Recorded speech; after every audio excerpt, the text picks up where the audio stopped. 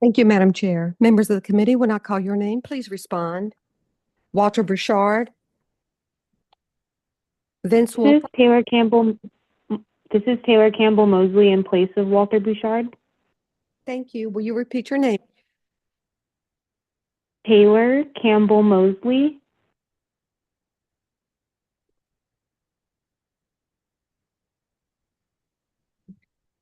I'm sorry. Will the proxy for Walter Bouchard repeat yourself, please? Yes, this is Taylor Campbell Mosley. Thank you, Taylor. Vince Wolpert. Kelly McKenzie. Present. Thank you. Beverly Chanowski. Beverly Chanowski. Mike. Present. Thank you, Beverly. Mike Denby. Tom Ekron. Present. Thank you. Kim Anderson. Present. Thank you. Robert Vondenacker. Kenya Lugo Waite. Mark Ortiz. Anita Lee. Romare Truly. Ron Gritman. Hondo Judd. Here. Thank you. Megan Sheldon. Present. Thank you, Monica Rabb. Spencer Camps. Rick Williams. Kim Butler. Here. Thank you. Nicole Clements as proxy for Maricopa County Farm Bureau. Present. Thank you. Jenna Brickner. Present. Thank you. Jennifer Peterson. Present. Thank you. Katrina Gerster as proxy for the City of Phoenix. Thank you. Anu Jane. Here. Thank you. Ben Davis. Ryan Templeton. Present. Thank you. I'm sorry, Stephanie Lane for Ben Davis, proxy for Ben Davis. Thank you. Will you repeat your name, please? Stephanie Lane. Thank you, Stephanie. Tim Connor. Present. Thank you. Brody Lynn. Present. Thank you. Jonathan Fudge. Present. Thank you. Christina Hopis. Aaron Daughtery. Present. Thank you. Mike Chamberlain. Present. Thank you. Robert Forrest. Susie Stevens. Present. This is Arden Holloway. I believe I'm not a proxy anymore for Robert Forrest. I am in his place.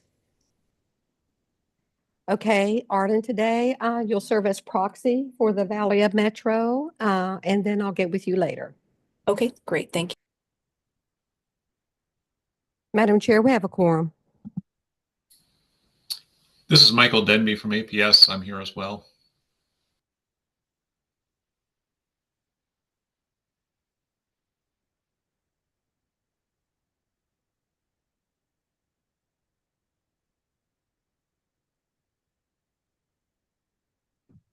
All right, thank you. A quorum is now present.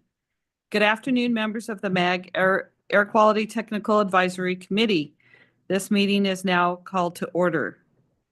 And before we move on, I just wanted to welcome a couple of new members. I think one was announced for Valley Metro, but Tom Ekron for ASU, and then our newest member, City of Tolleson. So welcome, Aaron Daugherty. So thank you. We're excited to have you. Thank you. Thank you. Good afternoon, members of the MAG I already did that. So for those around the table, please turn on your microphone when speaking. For those participating via Zoom, please state your name when making a comment or asking a question. The MAG public comment process allows members of the public to comment on items on today's agenda or on items that fall under MAG's jurisdiction. If you would like to comment at today's meeting, please complete the request to speak form located on the meeting room counter. MAG staff can assist with any questions you may have. If you parked in the garage, parking validators are available on the meeting room counter. If you purchased a transit ticket to come to the meeting, please see staff for a ticket. Hearing assisted devices are available from MAG staff. Our next item is a call to the audience. This is the opportunity for the public to comment on items that fall under MAG's jurisdiction that are not on the agenda, informational items, or items on the agenda for discussion and not for action. 15 minutes will be provided for the call to the audience unless the chair requests an exception to this limit. I have not received any request to speak for the call to the audience. MAG also provides the opportunity for members of the public to submit written comments via the MAG website. Any comments received 2 hours prior to the meeting have been shared with the committee members in advance of the meeting for consideration and will be included in the formal meeting minutes. MAG staff, have we received any online written comments for a call to the audience? Madam Chair, no written comments were received. Thank you. Then we'll move on to item number 3. Our next item is approval of the December 17th, 2024 meeting minutes. Does any member of the committee have questions? Okay, hearing none, prior to the approval of the meeting minutes, there's an opportunity for members of the public to comment. I have not received any requests for this agenda item. MAG staff, have we received any online written comments for this item? Madam Chair, no written comments were received. Thank you. Is there a motion to approve agenda item number 3? And please state your name. Madam Chair, this is Megan Sheldon. I move to approve the meeting minutes of December 17th, 2024. Thank you. And can we have a second? This is Tim Connor. I second. Thank you, Tim. A roll call vote. Oh, we have a motion from Megan Sheldon and a second from Tim Connor. A roll call vote will be taken at this time by Lisa Young. Thank you, Madam Chair. Members of the committee, when I call your name, please state your vote. Taylor Mosley, Approved. thank you. Approved. Kelly Kinsey, Aye. thank you. Beverly Chanowski, Aye. thank you. Mike Denby, Aye. thank you. Tom Ekron, Aye. thank you. Kim Anderson, Aye. thank you. Kenya Lugo Wait, Aye. thank you. Mark Ortiz, Ron Gritman, Hondo Judd, Aye. thank you. Megan Sheldon, Aye. thank you. Monica Rad, Spencer Camps, Rick Williams, Aye. thank you, Rick. Kim Butler, Aye. thank you. Nicole Clements, Aye. thank you. Jenna Brickner, Aye. thank you. Jennifer Peterson, Aye. thank you. Katrina Gerster, Aye. thank you. Anu Jane, aye, thank you. Chair Simpson, Aye. thank you. Stephanie Lane, Aye. thank you. Ryan Templeton, Aye. thank you. Tim Connor, Aye. thank you. Brody Lynn, Aye. thank you. Jonathan Fudge, Aye. thank you. Aaron Daughtery. Aye. Thank you. Mike Chamberlain. Aye. Thank you. Arden Holloway. Yes. Thank you. Susie Stevens. Abstain. Thank you. Did I miss anyone? Madam Chair, the motion passes with one abstention. Thank you. That motion passes. So we will move on to item number 4, which is an update on the moderate area planning requirements for the 2015 ozone standard. This item is on the agenda for information and discussion and will be presented by Matt Poppin of Maricopa Association of Governments. Thank you, Madam Chair and members of the Air Quality Technical Advisory Committee. I'm happy to give you this update today on where we stand with our moderate area planning requirements. We've been giving these updates for well over a year now, and we're getting close to the finish line. So I'm excited about that, and we'll be going through what we've prepared to date. So just a review of the timeline that's kind of dictating the schedule in regards to this plan. This plan was originally due back in January 1st, 2023,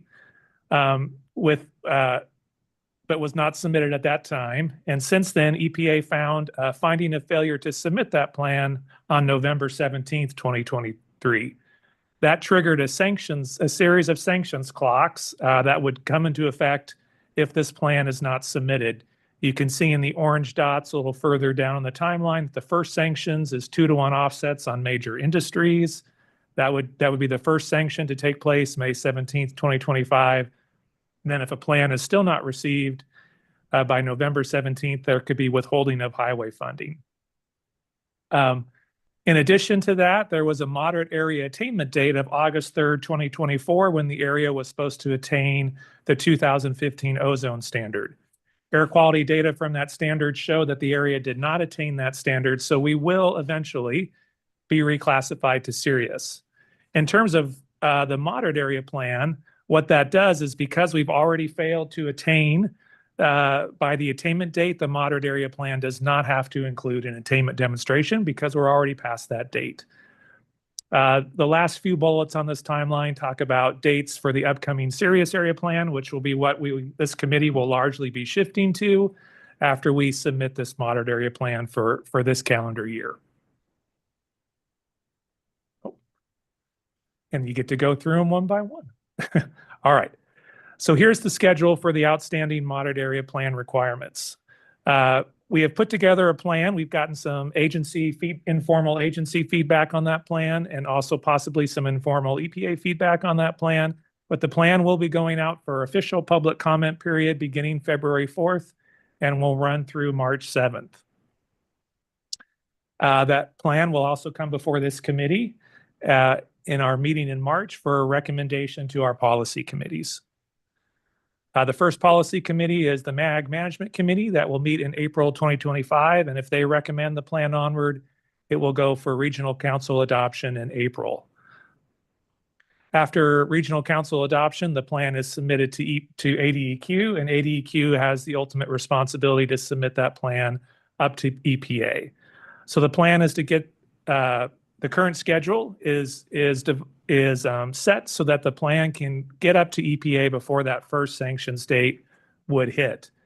EPA has indicated to us that they can act quickly on a completeness finding, and that is what would terminate the sanctions. So EPA doesn't have to act on the merits of the plan initially. They just have to find that the plan is complete. And that's something they do by letter, and it can be done pretty quickly. So we're thankful that we can get this plan up here before any of those sanctions would negatively impact our region. And then again, those sanctions are terminated when EPA finds the plan submission complete. So I want to walk through what's in the plan. Again, the committee will see this as part of the March committee cycle. And of course, when the public notice goes out, you'll be able to review it at that time as well. So the plan includes reasonably available control technology. It has information on our vehicle inspection and maintenance program, non-attainment area new source review. That's our permitting program that the county and the state run. There's a demonstration of reasonable further progress and rate of progress. and contingency measures. And again, this will be submitted to EPA before that first sanctions date of May 2025. So going through each one of these elements, for reasonably available control technology, ADEQ, Maricopa County, and Pinal County all have to submit RAC submittals to EPA because they're in charge of certain portions of the non-attainment area. Maricopa County obviously is in charge of sources that are located within Maricopa County, Pinal County for sources located within Pinal County, and ADEQ is responsible for any sources that would exist in the Gila County, that very small portion of the non-attainment area in Gila County. They are doing this separately from this moderate area plan. So the moderate area plan will refer to the submittals being submitted to EPA by the 3 regulatory agencies. We already have a comprehensive and actually an enhanced vehicle inspection and maintenance program in place, as you are all aware. So what's included in this moderate area plan is a performance demonstration. Basically, it's a modeling test to show that the current vehicle inspection and maintenance program meets EPA standards. And so that demonstration is included in the moderate area plan. We did it for serious area requirements because we know we are going to have to do that for our serious area plan. So by submitting it as part of our moderate area plan, that checks off one thing less we have to do for our serious area plan submittal. Non-attainment new source review, the area has comprehensive permitting programs in place, and so this plan just references those. This next item is one of the major elements that are included in this plan. So I want to kind of walk through this in a little bit more detail.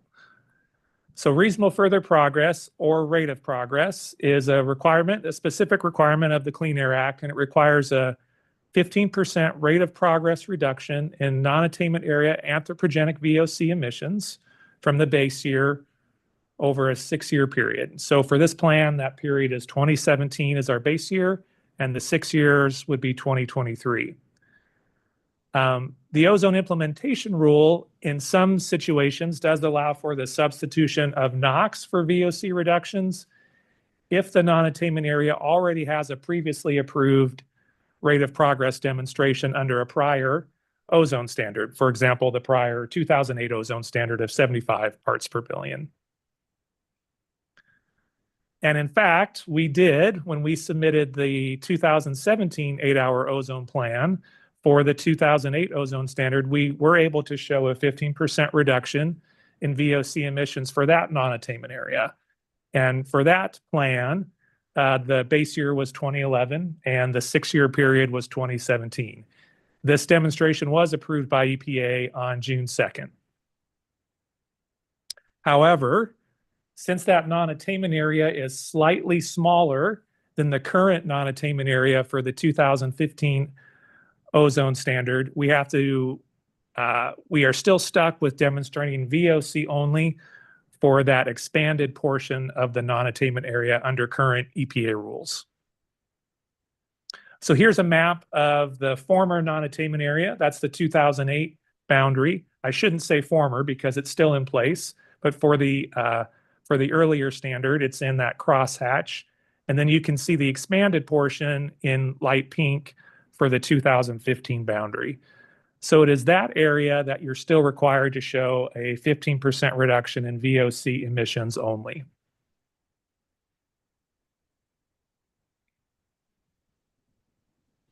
So this plan includes the following draft emissions for that new non-attainment area.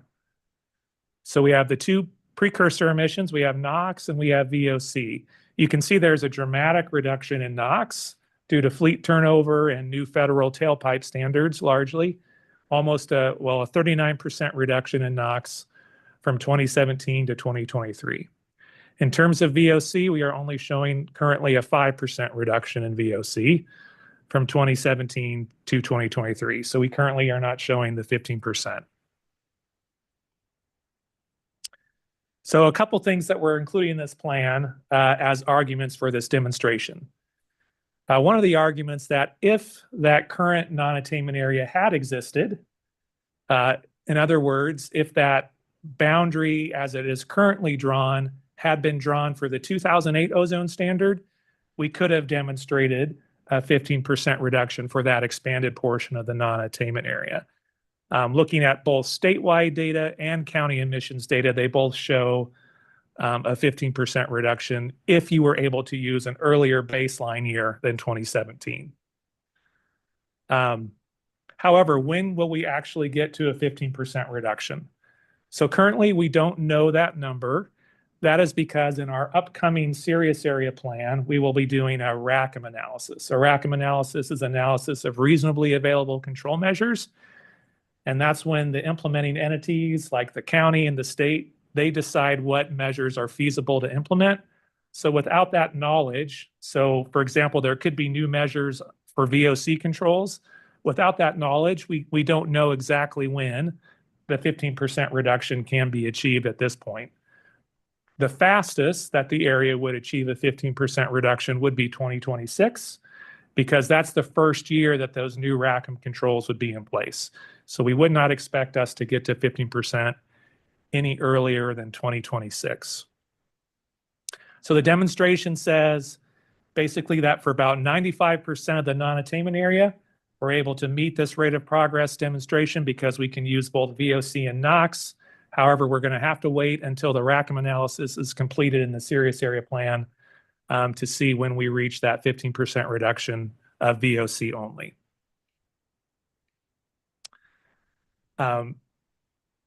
Because that's a lot, I'll just go ahead and stop and ask if there's any questions at this point on reasonable further progress. If not, I'll keep on going. This is Mike Denby. I have a question, as always. Thank you. Excellent presentation so far. I really appreciate it. The 5% you're talking about reduction in VOCs, that is what was done up to date, or that's what is projected going forward? I guess I'm confused a little bit about if we only had 5%, how did we have RFP under the 2008 standard to begin with? Does that make sense? Yeah, Madam Chair, thank you. Thank you, Mr. Denby. Let's see if I can go back to that slide. Okay. So these are existing emissions, right? We've already gone through 2023. So these are the emissions that have resulted as of existing controls.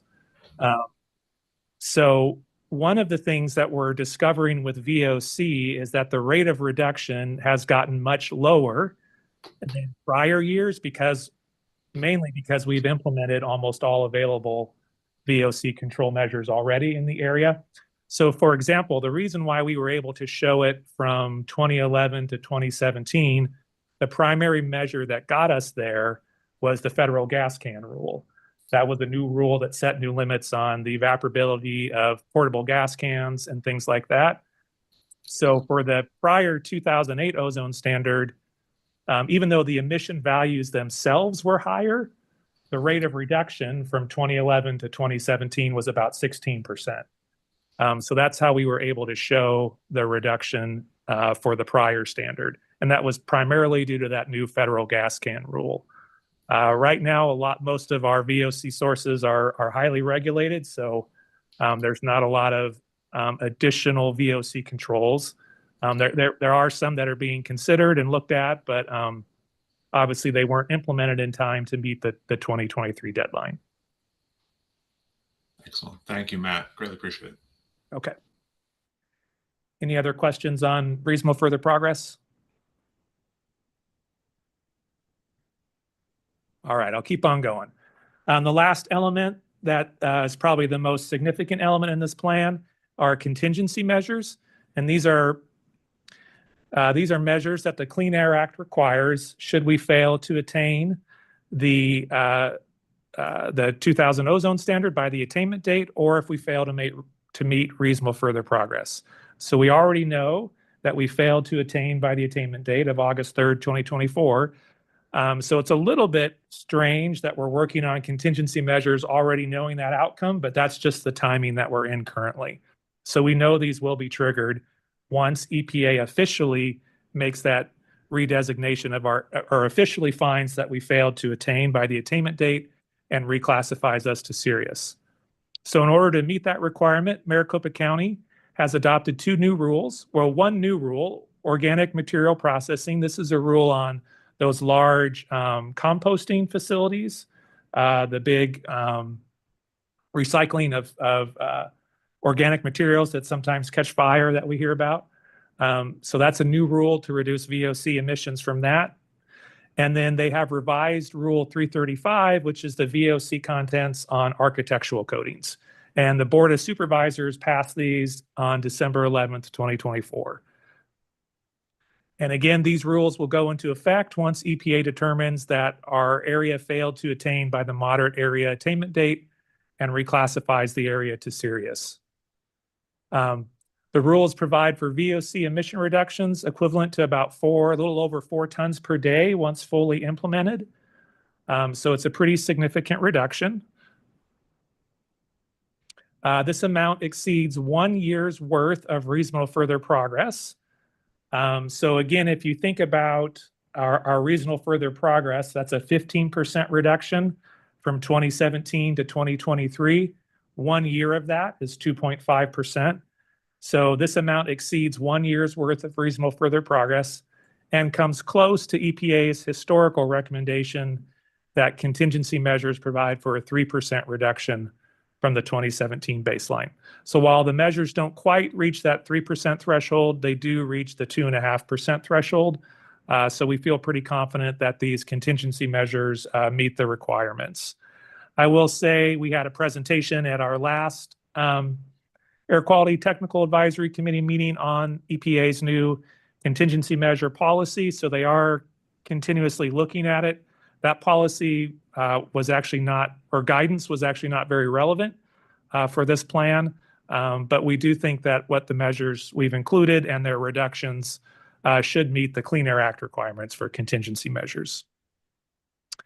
So that concludes my presentation. If there are any additional questions, be happy to take those. So not a question necessarily, but a comment. Another organization I'm president of, this is not a plug, but just another way that we're trying to get some of this information out to the public and to the municipalities. The Arizona Solid Waste Association, we're having a meeting tomorrow in Queen Creek. And one of the speakers is from Maricopa County Air Quality to talk about the organic processing rule, what that might mean to communities and the processors themselves, and how we can work together to make sure that that rule is understood and being enforced. So just doing my part there a little bit. So and trying to help the whole region try to how we can get together and because like you said, we have very slim areas that we can make any kind of real impactful improvement. And I'm not sure we can get to the 15%, but we're all going to try and do our best. So any other comments or questions? Yeah, this is Mike Denby with APS again.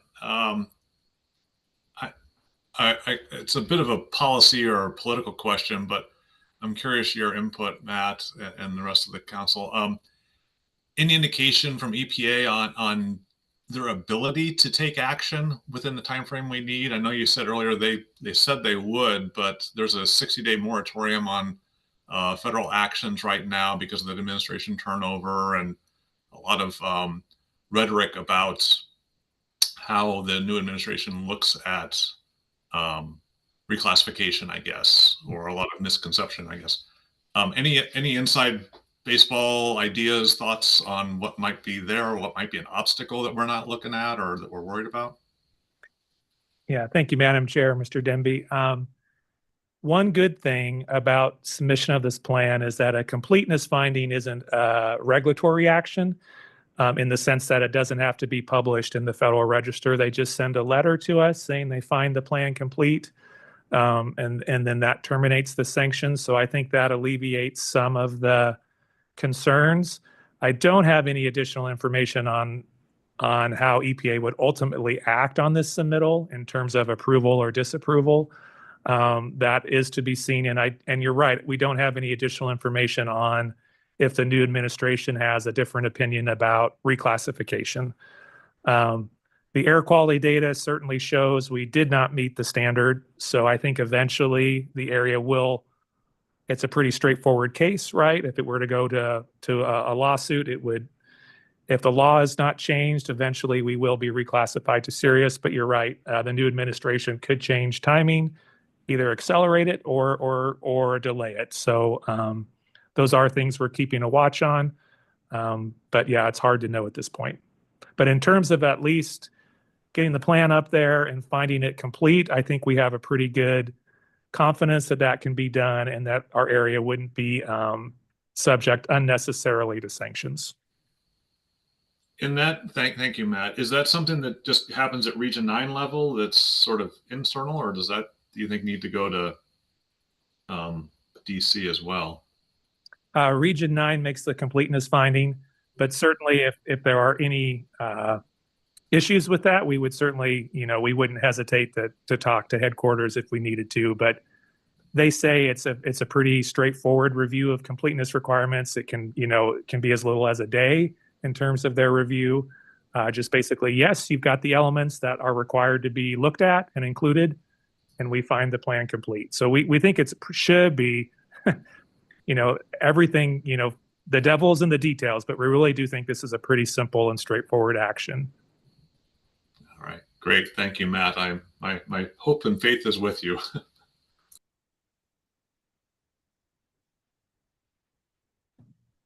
Thank you. Anything further?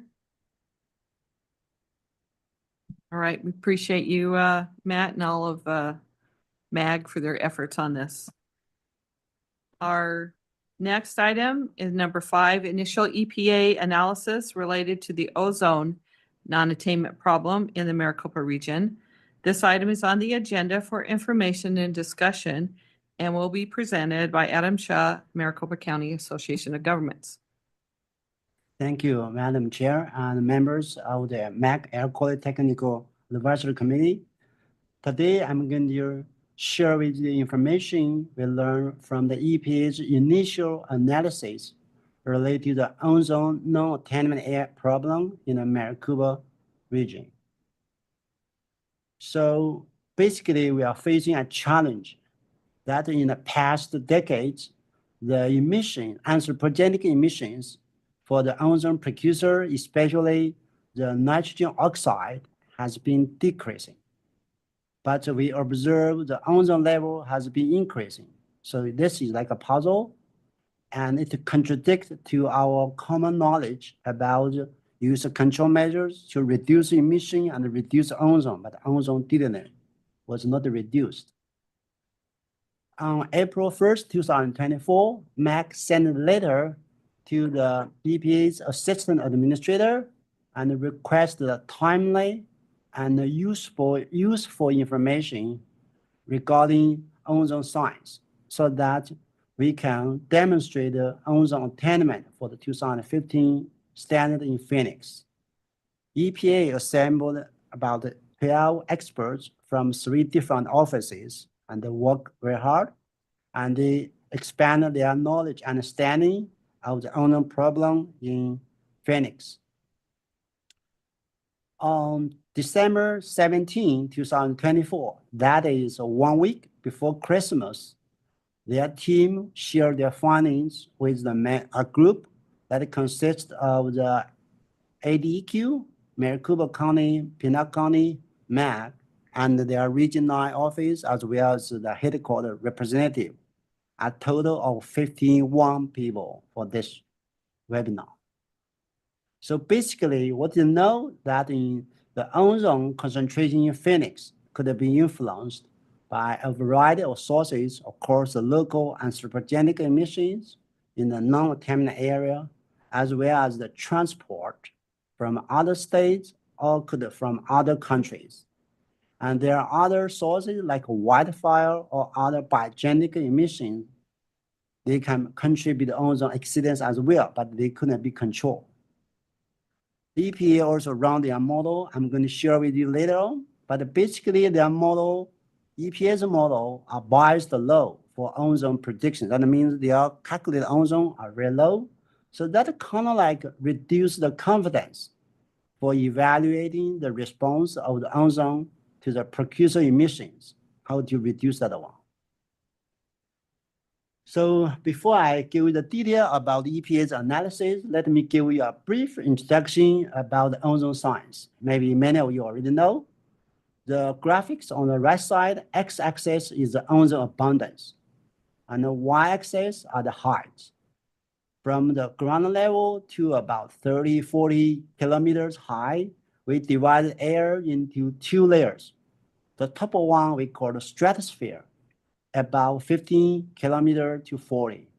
In that layer, we found there is a high concentration of ozone in the peaks around 20, 22 kilometers. So that's normally we call the ozone layers. And we also call it good ozone because the ozone in that layer helped us to protect the UV radiation on the Earth. But on the troposphere ozone, normally you can say from 15 kilometers going down, they have low values. But near the ground, there is a large increase. So that's the ozone we talk about. They call it smoke ozone. It's caused by the human activity. So you might be familiar with the topographics about simply how ozone is formed. On the sunlight, the nitrogen oxides react with volatile organic compounds, and they produce the ground level ozone. As we said, it's a bad ozone. Today, I'm going to give one more step in detail. I hope you can understand how exactly ozone is formed. From the mixture of nitrogen oxide, they have two components. The first one is called nitrogen dioxide, NO2. And the second one is NO, called nitric oxide. And the sunlight, the nitrogen dioxide, once they absorb the sunlight, they split into NO and another oxygen elements. That the oxygen elements immediately combine with oxygen to form ozone. So that's basically what's the ozone they come from. So if you don't have sunlight, or if you don't have NO2, you won't have the ozone problem. But another part of the equation is about the volatile organic compounds. So volatile organic compounds are mainly coming from the, like a painting or use of solvents. So once they are released into the air, they are going to react with oxygen or the OH radical, and the one you just remember, they produce a product called organic proxy radical, and we use RO2. It's not a one component, it's hundreds, thousands of different, they just typically call RO2. The RO2 can help NO to convert back into NO2. So that's the beauty. I don't say the beauty, that's the science for the RO2 to make the cycle, NO2 ozone cycle, to keep that cycle spinning, and they can produce more ozone. Otherwise, they couldn't, yeah. So let me give you a real life example about what they look like. I just select the July 12, 2024 at the JLG Supersite.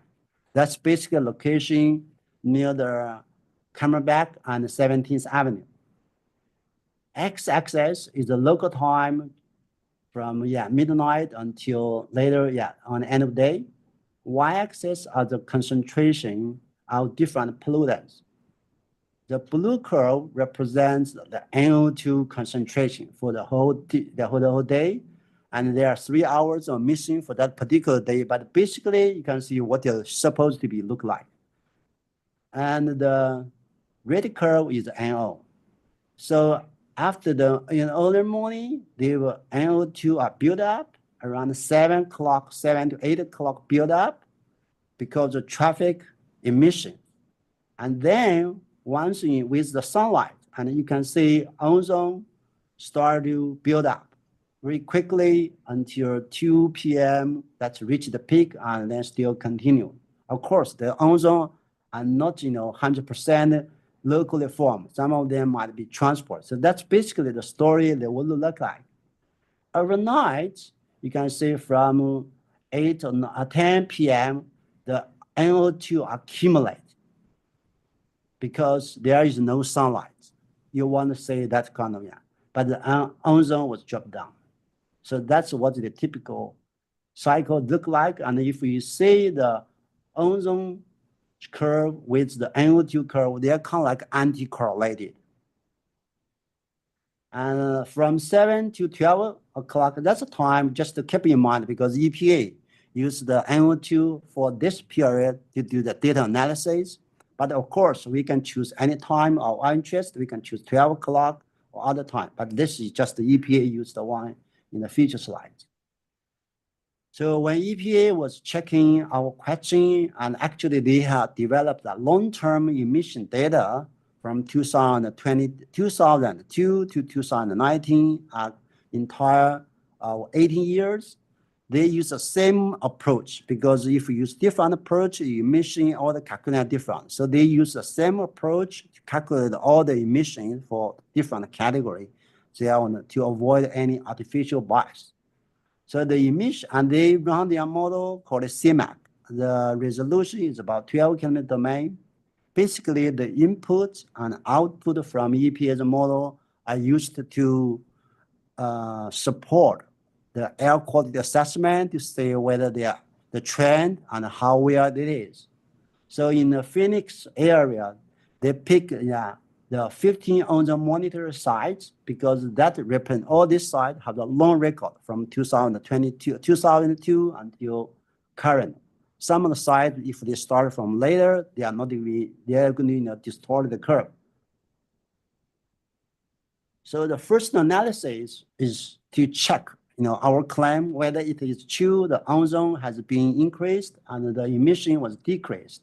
Use their model because they can calculate emission for each year, and we just pick every 3 years to show the trend. So the graphics on the left side is to study the design value. I'm sure many of you already know the design value. So basically how to calculate design value, let's take an example for the JLG supersite in 2023. So for each year, we have the fourth highest called 80-hour daily maximum of 8-hour average ozone concentration. So we have 2022, fourth highest, 2023, and 2024. We have 3 years with the fourth highest, averaging together, you get a one design value for that particular site. And you can do the same approach for other 15 sites for the 2023. And we can do two methods. One is the one to use average. You average all the design value for all the 15 sites, and you get the large, the bottom, this yellow curve for the 2023, that's called, and they represent as a Phoenix average. And the yellow curve represents the change from 2023. Actually, the data is from 2002 because the design value data need to use 3 years of data. So from 2003 to 2023, so that's the curve for the Phoenix average. But the alternatively, we can use the maximum design value among the 15 sites, and that's represented by the red dots, red curve of there. In practice, EPA is going to use the red curve to check our region, whether we reach the attainment or not. And as you can see from this data, 2023, we have 80 ppb ozone design value. So it's bad. We didn't attain the ozone standard. Let's go back, because I should mention during EPA's presentation, they always use the yellow curve, the Phoenix average for the standard analysis. They didn't choose the maximum, but that's just to find the pattern for this region. So basically, from the 2003, the ozone design value dropped down to around 2016. This kind of going down. But since 2016, and they have some increase. If you look at the maximum curve, the red one, we can see very obviously the ozone design value has been increased. So that's what we claim from the data, and EPA did confirm. So what happened to the emission, whether it is true, the emission has been decreasing, and EPA used the measure called a normalized emission to check the emission change for all the pollutants in one plot. So how to calculate the normalized emission? Let's just use the graphics on the left as an example. Of course, the left side is design value. Just assume the emission is an emission of the NOx curve for the yellow dots. So we have the emission for the 21 years of NOx emission. Among the emission, we can calculate the average. So let's say it's 75 tons. Our NOx emission in this region, that's 75 average. But for the year 2003, the emission is 81. So how to do that calculation of normalized emission? First, 81 is minus 75. So how far it is from the mean value, that's 6. And that value 6 is divided by the mean value we talk about, 75. So you get the 80%. So that's what's the normalized emission they are calculated. So for the NOx emission on the right side of the graphics from 2002, they are around the 50% slight increase, but they are going to continue going down until 2022. So that's basically the total NOx, including the on-road from the vehicle and other power plant, everything together. So that's kind of like the one we mentioned, the NOx emission has been decreasing, especially very sharp in the later year. Just keep in mind, because this is the normalized emission. So the one above zero and the one below zero is supposed to be add up together. So that means it's because we use the mean value to do the reference. If you look at the anthropogenic VOC, that's the yellow curve, and we can see it's a little bit flat, but especially after 2013, the anthropogenic VOC become more flat. So there is no big increase. But if we consider total VOC, because that includes the wildfire and the biogenic emissions, so there are some increase of there. So that could be influenced by other factors other than anthropogenic emission. So basically, our claim is the ozone concentration has been increased, level has been increased, and the emission from NOx and VOC either stay flat or have dramatic change. So that's confirmed. So the next task EPA did is to compare the Phoenix average design value, because that's just represent the average behavior of the Phoenix. But there are 3 other monitors in Arizona that called Alamo Lake, Green Valley, and Chiricahua. So they are in a remote area. Normally we say it's like a background. They are far away from urban. Of course, this one is a little bit close to Tucson. And by using the same approach, we calculate design value for each monitor. Some of the monitor, because of the record, like the Alamo Lake, they have the record only started from 2009, and we do the plots for each year, and they do see the curve. Basically, from the years 2006-15, for all the background monitors, they have a downward trend of the VOC going down, except for 2022 and 2023. We will explain one of the reasons later on, why they have a spike. So that's just like that. But the main point from EPA's analysis is this is the rural area compared with the Phoenix urban. There is a gap about 10 ppb difference.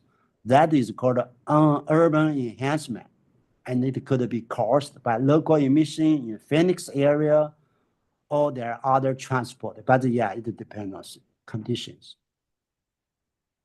The third one is to compare the observed ozone design value with the model one. So how to do that one? Because you run the model only for 1 year. For that particular year, As we mentioned, the design value normally, if you calculate the one, need 3 years record. So what the EPA did is, just to remember, the yellow curve is always the design value by using all the averaged observational data. So what the EPA did is try to calculate the top 10 days observation. How do you do that?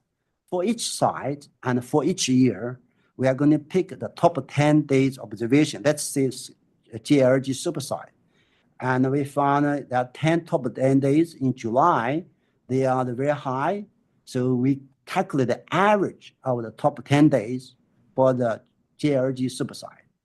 And we have a total of 15 sites from EPA's analysis, and all the average of the average. Yeah, the average of the 15 sites, of the average of 10 observational days. So that means the top 10 observational data, as you can see, that's a blue curve. They calculate, they have separate approach. But interestingly, the curve for the top 10 days observation align very well with the one we talk about, the average design value. So this is one of the justification approach EPA talk about. You need to calculate top 10 days for each site. Meanwhile, we can also use the model, right, to calculate the top 10 days, use the same approach for each site. And for each year, there is a curve that's orange curve for the model top 10 days. In a sense, it's the kind of model design value compared with observations. Starting from 2011, you can see there is a deviation, big gap between the model observation and model one. So it's about 8 to 10 ppb. So that means, it's kind of like confirmed, like EPA's claim that the model and predict ozone, about 8 to 10 ppb. So the first pollutant, like we say, we talk about ozone. Next, we are going to talk about NO2 or the NOx. So they use the observational data for the NO2. Basically in the downtown Phoenix, they have 3 monitors that can measure NO2. It's different than the ozone monitors. We don't have many. So we have the Central Phoenix, West Phoenix, and the JLG supersite. And the EPA used the method, like I mentioned, just remember from every day from 7 a.m. to noon, they take the NO2 measurement for that period and for each year from May to September. Add the data from 3 sites, from the 5 months, and the period about 6 hours. So add them together to calculate what's average value for each year. So that's basically what's called observed NO2 in a purple color. And basically you can see from the 2000, there's a big decrease from the 2005 to 2011 or 12. Then the NO2 is kind of become more flat. That's the observational data. By using the same approach, because they are going to get the model output at the same location and the same time period from 7 to 12 noon and the same month period, they can calculate the model NO2.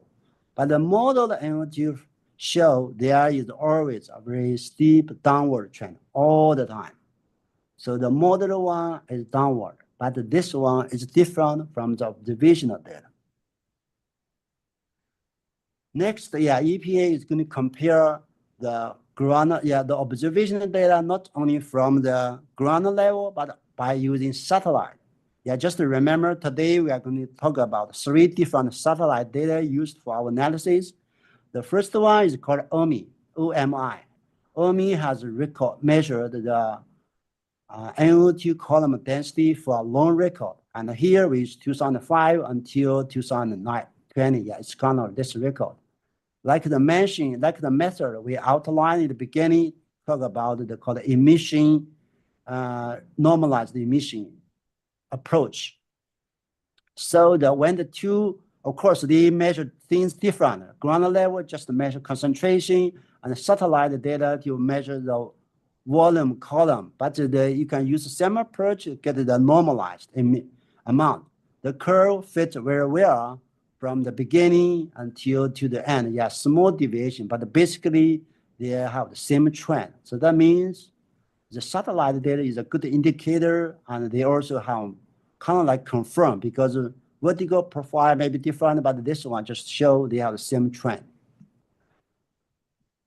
So on the right side, we are going to check what's the model use, right? Left side is observation data, right side we're going to check the model.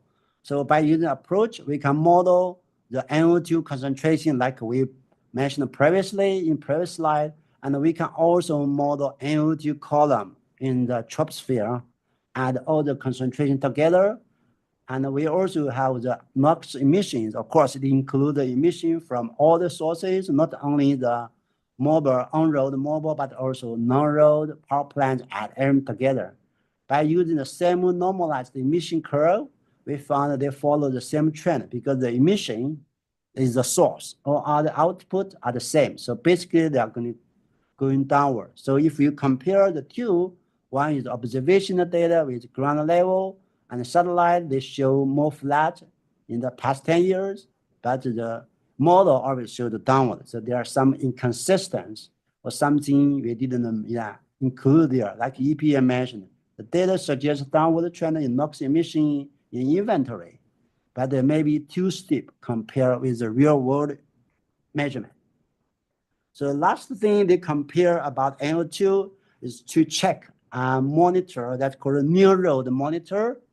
That's located in around the 33rd Avenue and I-10. So that monitor is close to the road.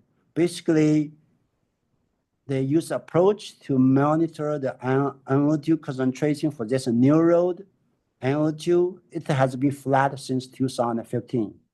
Meanwhile, because that is the highway, 33rd Avenue and I-10, so that's a highway. So EPA extracted all the emissions from the restricted road. So that's just a highway emission. They have the same trend, similar trend, like we mentioned previously. So the two are also confirm the observational data and the trend are different. Of course, here EPA assumes the measured NO2 near road represents the freeway emissions. Yeah, there's some difference, but anyway, they just assume the similar trend. The third one, like we mentioned, we talk about ozone, we talk about NO2. Next, we talk about the VOC. So the VOC, more EPA also evaluated their model performance for the three components: the formaldehyde, toluene, and benzene from the 2005 until 2019. So the solid curve on the formaldehyde on the upper left corner represent the observational data, and they become more flat in the recent one. And the dashed line on the same graphics represent the model one from EPA's model, and the model is kind of like underestimated by 50%. When they compare the toluene and the benzene, the difference is not so big. Yeah, but there's some difference. And toluene, you can see the trend, big decrease from 2005 to 2011 and stay flat. So the VOC is more flat. NOx, is similar pattern. Even for the model one, also show the flat one. That's different than the NOx conditions. So EPA realized their model biased low for ozone prediction. So they improved some methods by we call it the nitrate photolysis process. They include that process into the CMAQ model. So the left graphic show the difference between the observational data and the measurement. So the solid black line on the left side represent observational data in 2018. This is a separate study than the one we talk about. It's 18 years. This is just for one particular year study. And the green curve is the model ozone. Now you can see very obviously the bigger gap between the observational data and the model one. But once EPA include this new algorithm called PNO2 photolysis into their CMAQ model, and now on the right-hand side, you see the new curve compared with the black curve are close with each other very well, especially from the May to June period. But still, there are some spikes they couldn't capture in the later July and August. That's still something. That means this algorithm is not enough to resolve the difference and the prediction one. So that means the other things need to be addressed. The fifth thing is the EPA going to check where are the pollutants come from. So let's say now it's 2 p.m. and in the GLG supersite, we found a high ozone at that particular time and location. So EPA used the model we call a back trajectory to track where are the origins of that air parcel come from and their path in the past 72 hours. So when the time is different, the path might be different. So EPA just select all the exceedance states and go back to check their back trajectory. So in May and June, you can find there's some air parcel coming from Pacific Ocean along the California. That's the feature. But in July and all September to September, that's a monsoon season. There is no such kind of transport from the origin. And actually there's some air coming from the East Coast. So it shows the season by season, the origin are different, but both of them just show there's large amount of sources coming from Mexico in both seasons. That means the emission of the transport of Mexico, transport emission of precursor from Mexico is an important factor. So our goal for this presentation, they just find that the NO2 and VOC emissions is real world numbers show are very high, but the model emission inventory are very low. Even they include their methods, but still some process they couldn't capture. And they found that significant urban enhancement in Phoenix area. That means their local, for the chemistry, emission, meteorology need to be fully understand before they do that one. So on the same day, they have a very short seconds in the presentation, just to show how to, it's going to be very short, just take 2 minutes, very short, they just show how to analyze the ozone data using the tool. And basically what they use, that's the second satellite data I should mention today. They call Tempo. The Tempo satellite data can measure with the first, they have very high resolution, like a 4 kilometer, 4 kilometer, less, very high, 1 kilometer resolution. And they can measure the NOx column for each hour of the daytime. For this particular case on July 9th, and we can see at 12 p.m., there is a heavy NOx plume in the Phoenix region. And the square one are the observed ozone on the ground. And the green box clustered together, that's the NOx column NOx column density found from satellite data. But 4 hours later, you can see the plume split into two, and along the plume, there's still a heavy red square that represent heavy, high ozone on the ground level. And that is also true for another plume. So in a sense, the satellite data is a good indicator to check the ozone exceedances. And the last, they also, similar like the one I showed for the formaldehyde study, they put all the observational data from 2000 until 2024. A few spikes are unusual during 2017-18 period, but normally there is no big trend for the formaldehyde, but for compare with the NO2, the VOC formaldehyde is a very important component in the VOC. They are very critical to understand ozone formation, but less is known. So this is one of the motivation. The GLOW team, the ASU, UOA, they work together in this summer. They are going to collect more formaldehyde measurement and other VOC, try to investigate, to understand the ozone formation. So this is the summary from their study. As I mentioned, the column NOD column enhancement of Phoenix area associated with surface ground enhancement very well. And they also, use the data at 12 o'clock only. They show the similar trend that the NOx stayed flat after 2015. And the VOC is an important part. After their presentation, and the team from ADQ, Maricopa County, MAC, and Pinal County, they work together, try to ask the question to the EP, and they want to have the conversation discussion. Basically, we lump all the questions into 4 groups, and it's just like the topic we mentioned today. The first 3 are the 3 pollutants, right? The first is ozone, second one is NOx, and third one is the VOC. For the ozone, as we mentioned, the model predict a lot. So what could be the reason why the model predict it could coming from the emission input or the meteorology or the boundary condition or related to the physical process that's missing. So it's lots of effort. They agree. They want to take deep into the analysis. And in particular about the spikes, like a 1 to 3 hour spike, the model couldn't capture. But the second part is about the NOx emissions. Like I mentioned, the observation data show flat, but the trend, they are different. And if we look at deep about NO2 and NO, they also show different trend of 3 different years. They show the interest, like the question we asked that they never thought about. The chemistry might be different.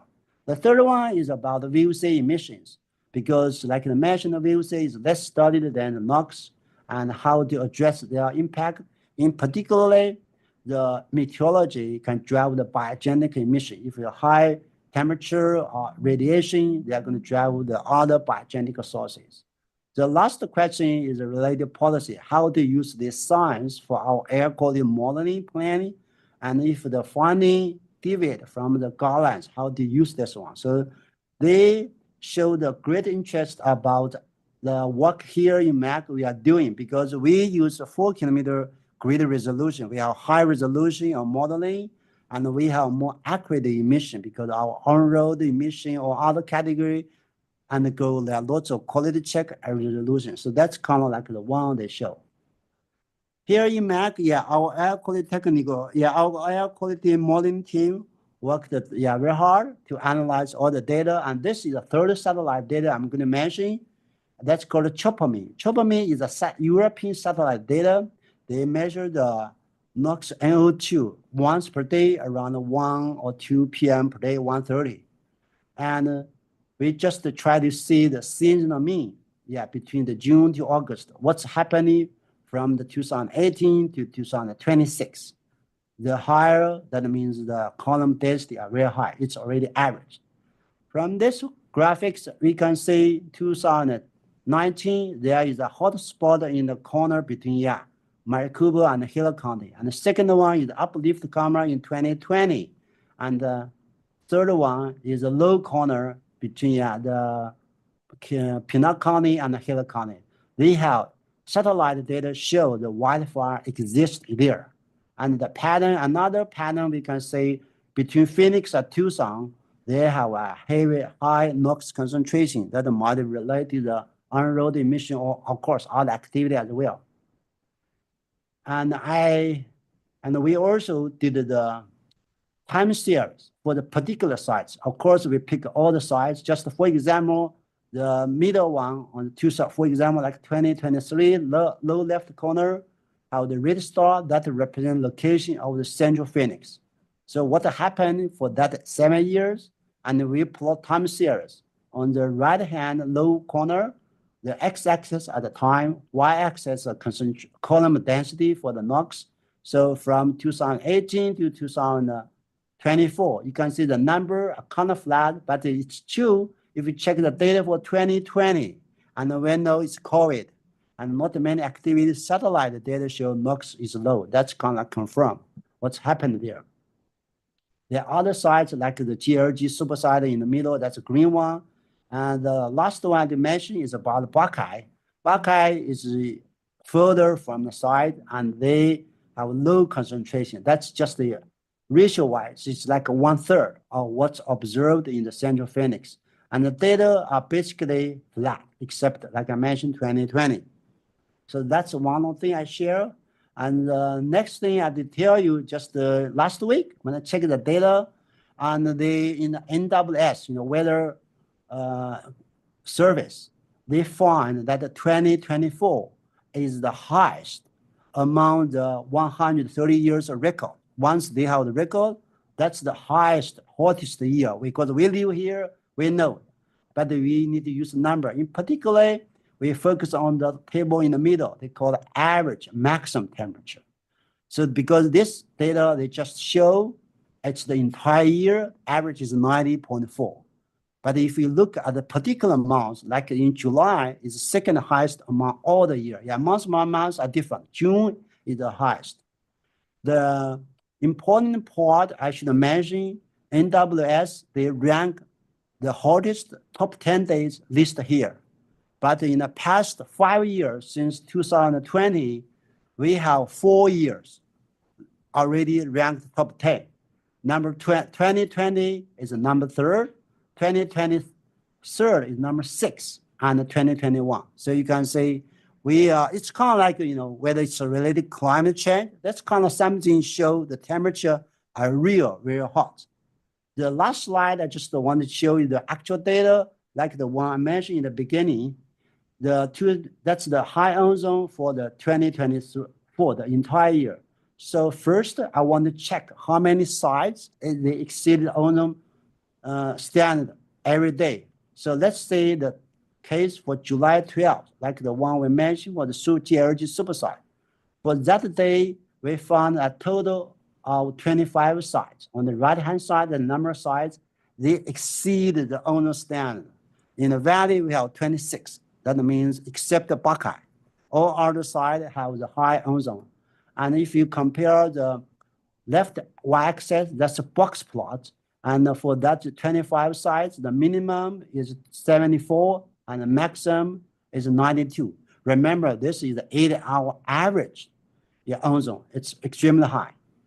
And the second day I would like to know is on July 26. July 26, they have 24 sites exceeding the ozone standard.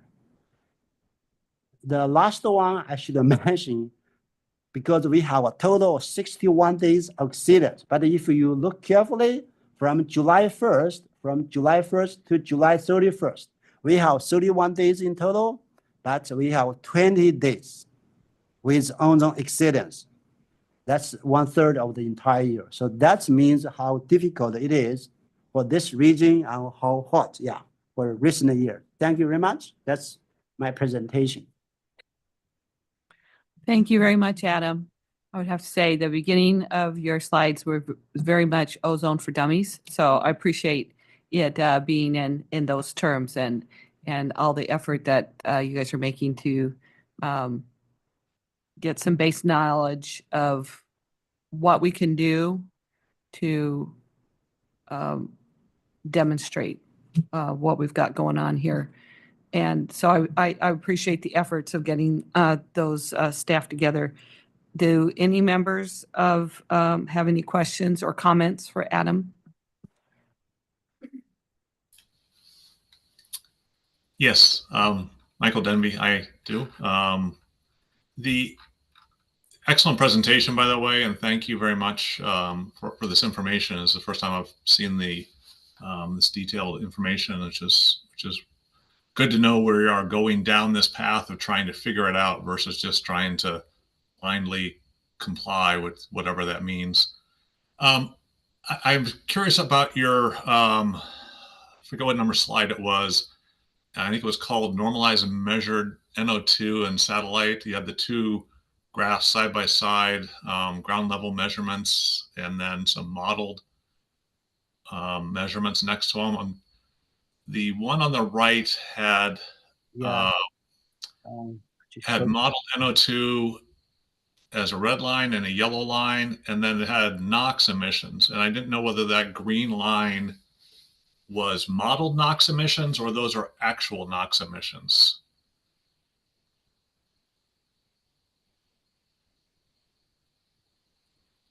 Right there, that one. This is the satellite data we talk about? Yeah, so on the right-hand side, you've got NOx emissions in the green line. And I'm trying to figure out whether that is modeled NOx emissions or those actual NOx emissions. So everything, just remember, everything on the right-hand side are all the modeled result. Everything model. Left side is the observation. The point is compare what's the observation trend and what's the model, because the model, everything is based on the model. They have the same trend from the input and the same trend for the output, no matter whether it's the modeled NO2 or modeled column. Okay, that answers my question on that piece. Another question or two here. So I was noticing as well, the interesting design value slide that showed the Alamo Lake right there, that one, down one, that showed Chiricahua, Green Valley, and Alamo Lake, and how the others are significantly below Phoenix. But when you look at that satellite sort of scatter map, whatever I call it, it showed the Green Valley area didn't seem to have any of that impact from the ozone coming in from the satellite stuff. And so I'm curious if Green Valley was a smart choice or whether they should have chose something a little closer to Phoenix in the sense of what looks like a Phoenix area. Do you know what I mean? Because you had a slide down near the very end that showed the satellite stuff. It's not this one. Are you talking about this one? Yeah, that one. This is not satellite. It's called a back trajectory. You see the path. Yep. They're coming from. They're just like, run a model to see the origin of the air parcel. Let's say they come from Los Angeles. They're going to pass through the mountain, right? And come to Phoenix. That's kind of like the path they come from. And some days, because EPA did some presentation and you ask, you are right. It's day-by-day case, and the Green Valley, maybe just need to pinpoint. Maybe sometimes there's some air parcel they might pass through. The interesting for this kind of back trajectory, sometimes they might pass over Green Valley, right? Because the Green Valley is a measurement on the ground, but the pollutants might pass that one, come to Phoenix. So they are vertically, they might be different. Yeah, there are some difference over there. Yeah. Okay. It just seemed like it would be better to have something that's in those blue areas to be more consistent with. Because what I took away from that slide, and maybe I'm taking the wrong thing away from it, is you're looking at that slide and EPA is basically going to say, yeah, that 10 ppm difference is all you, Phoenix. So you got to do something to drop that 10 ppms.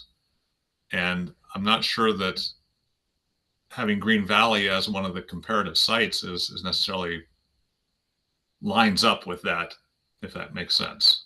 Yeah, I would add too, Mike, this is Matt, that what we also see is that when you have, for example, VOC from wildfires, that VOC concentration is not going to impact the rural monitors that much because it's already a high VOC environment because of the biogenic emissions. But when that VOC from wildfires hits our NOx-rich Phoenix environment, you're going to have a lot more ozone generated. So I think you're right to question that gap is all just local emissions. I don't think you can draw that from this slide. You certainly can observe that the background sites have less ozone, but I think you have to look at it a little bit deeper to know for sure, like I'm saying, because of the unique chemistry between NOx and VOC, that's one thing we've seen quite a bit is that when you get VOC transport with wildfires, it's going to go right over that rural monitor. It's not going to change anything. But when it hits the urban areas is when you kind of get that spike in ozone. So yeah, you have to look at it more than just that. Obviously, EPA is going to want us to think that all of that 10 part per billion is just urban emissions, but that is not necessarily the case. Right. Excellent. Okay. The last question I have is 2 slides up, I think it is, where you did the diurnal changes. Diurnal changes, the before or? 2 slides up. Yeah, before. Before, okay. This one? That one, yeah. Okay. So I'm curious about you said the 7 a.m. spike was traffic, but there's not a 5 p.m. spike. And so I was curious, like how certain are we that that is traffic? It looks logic that it would be traffic, but why wouldn't there be a similar one in the evening? Yeah, from the early morning, right? Early morning from 6 to 8. That's kind of that time. First, yeah, definitely there's some traffic at the 5 o'clock to 6 o'clock. Yeah, this kind of period, or even to 7. But because they build up very quickly at that time, sunlight was not strong, so the NO2 can build up. Although there's small amount of NO2 once the sun, because we know here, maybe from 6:30, there's some sunlight, they have some photochemical reaction, but they are not strong enough.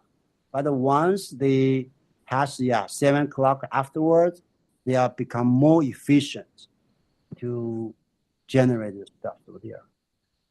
Yeah, so another way of saying that is there's still ozone production occurring at 5 p.m. because of the sunlight, so that NOx isn't able to build up. It's being converted to ozone.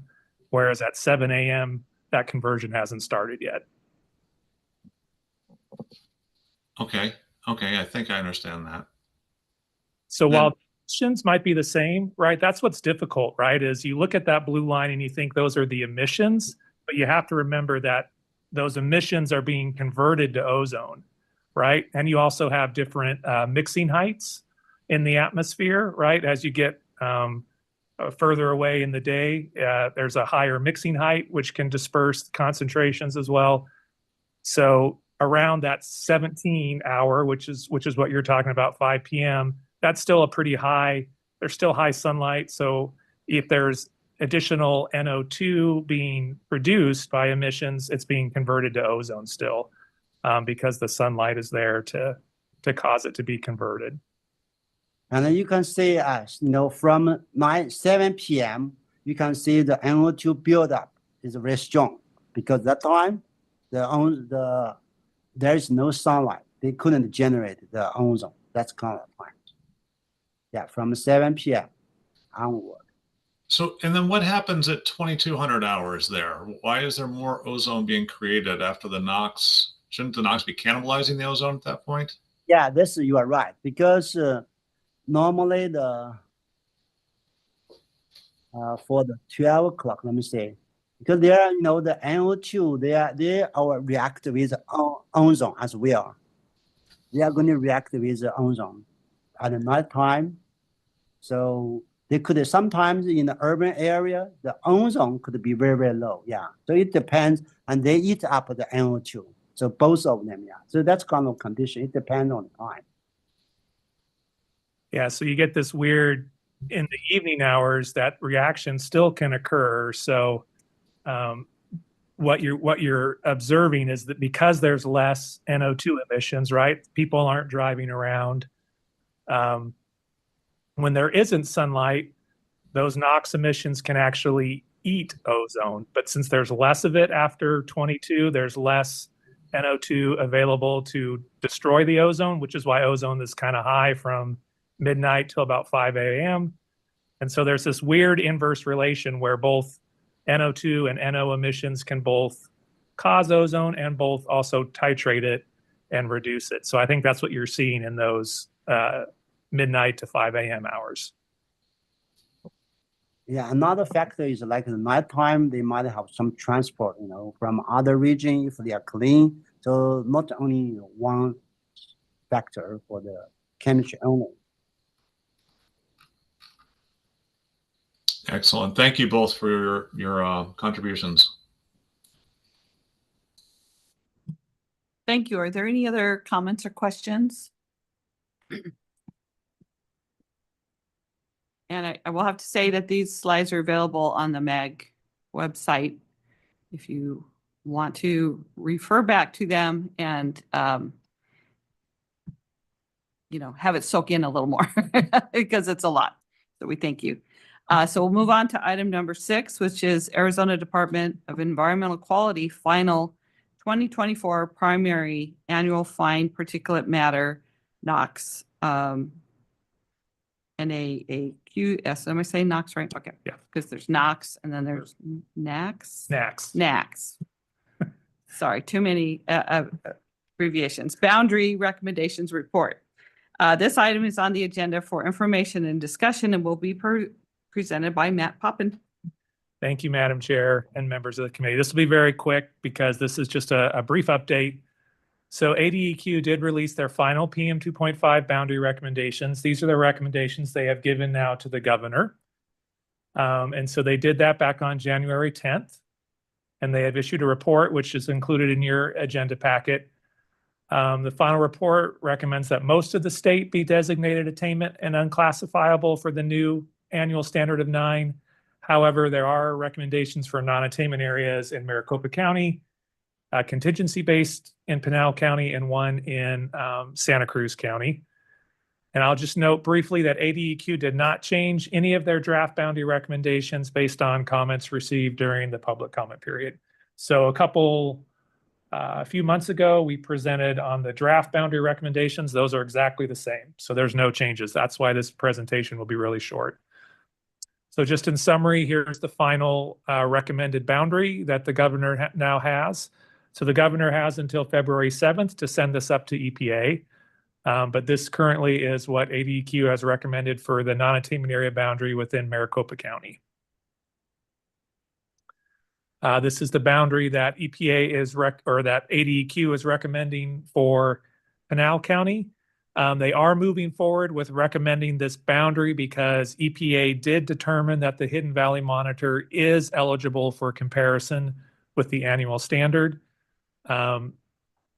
That's still something that MAG does not agree with EPA's determination on, and we'll probably send a letter to the new administrator indicating that. But as of now, that's EPA's Region 9 decision. And so because of that, the state has decided to recommend this boundary. And then just again, to go over the timeline, these boundaries are now sitting with the governor. The governor has until February 7th to submit them to EPA. And then ultimately, EPA has a year to evaluate them. They usually wait. They'll now look at data all the way through 2024, since we're through that period. These recommendations were based on data through 2023.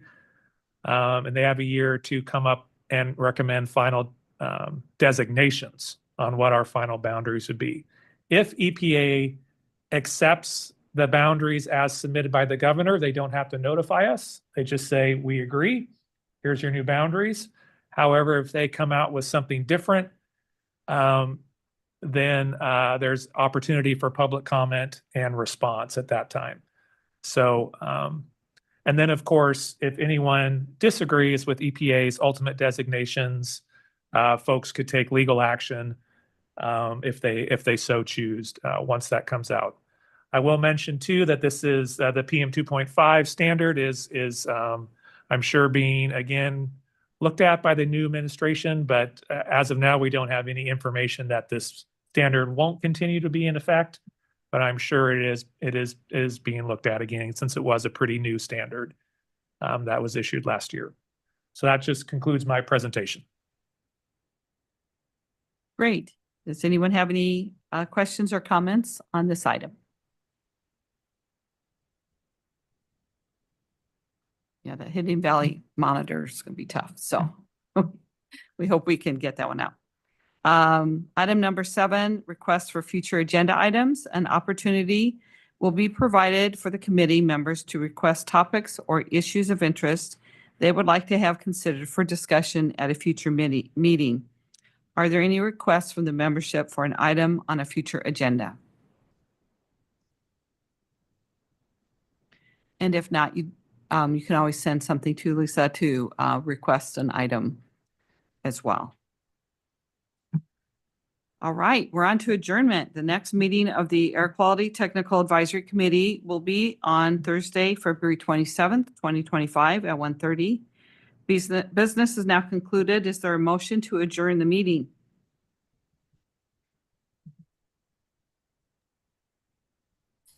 So moved. Michael, that'd be motion to adjourn. Mike, thank you. I just need a second and then we're out. Christina will second. Christina, thank you very much. Have a good day, everyone. Great presentations today. Thank you.